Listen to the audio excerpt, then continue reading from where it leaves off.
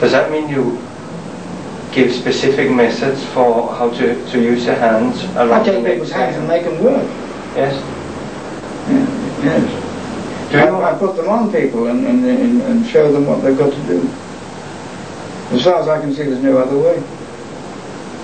Does that mean you also indicate a way of getting a person to widen, say a future pupil to widen, so you put your hands on the... Yeah. Yes. Certainly you've got to do it all for them. First of all, you do it, you do it for your student, who has already presumably had lessons, but you do it more and more for him, and then you show him how to do it for other people. Do you ask a person to have a certain number of lessons or a certain standard of use before they start on the training course? It varies, but yes. You do? Yes. Yes, it's very important. There are people who are coming from abroad. Sometimes I tell them that they will have to have lessons when they get here.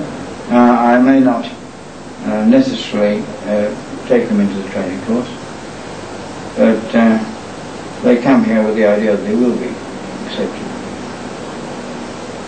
And I should even put them into the training course and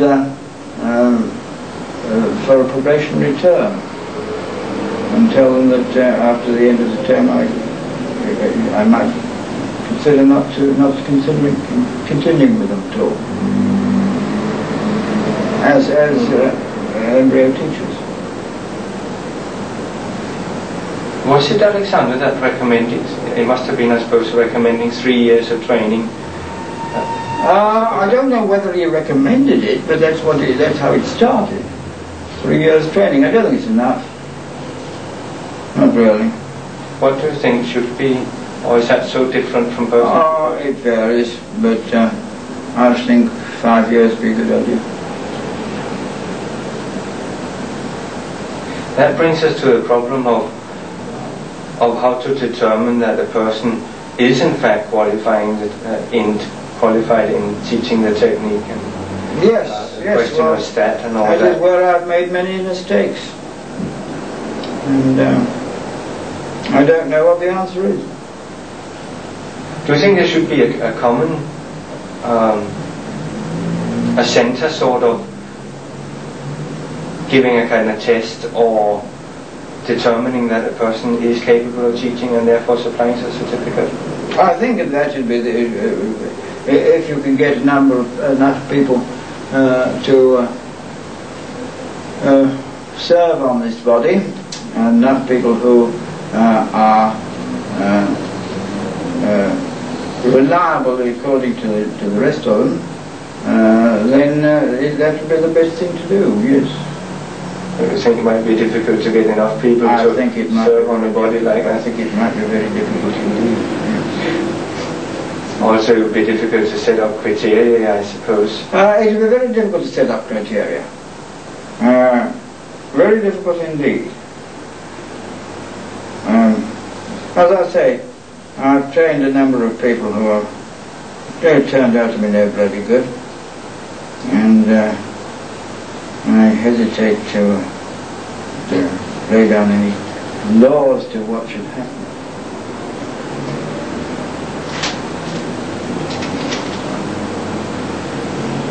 You were reading through the questions yesterday, may I check that yeah, sure. is in fact working? Yes, it is. I just couldn't see the light flicking from over here. Yeah. And you were rather smiling when you saw the question, to what degree and in what ways do you emphasize the importance of inhibition, and how do you teach it? I remember, have you given some thoughts to that question? Oh yes, inhibition is quite simple. It's quite simple to say what should happen in inhibition.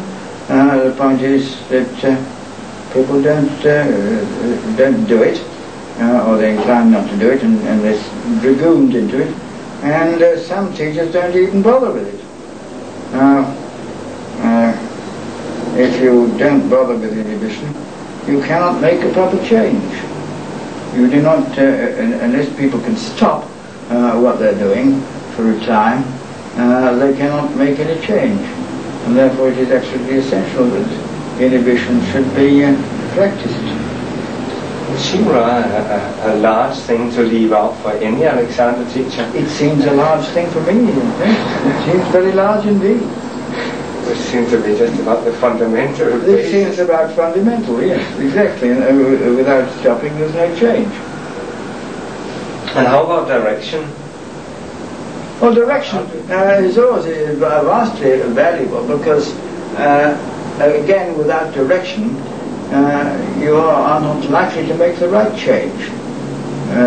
You've got to change, but first of all by stopping and then by directing. Then you've got to learn to direct. You've got to learn what direction is.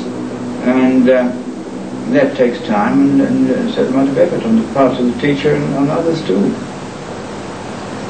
How do you go about teaching a student to know so clearly what direction is that he's capable of teaching it to somebody else? Well, they learn that like everything else, in time and with effort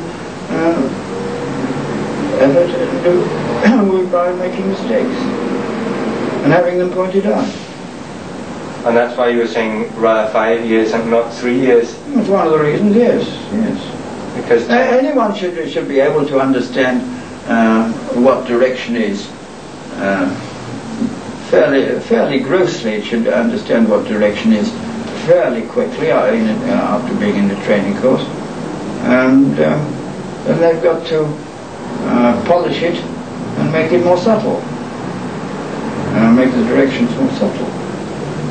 The directions are, in my opinion, flows of force that are produced by the teacher's hands and copied by the pupil. And these things they can be gross and not very accurate, and they can be subtle and much more accurate.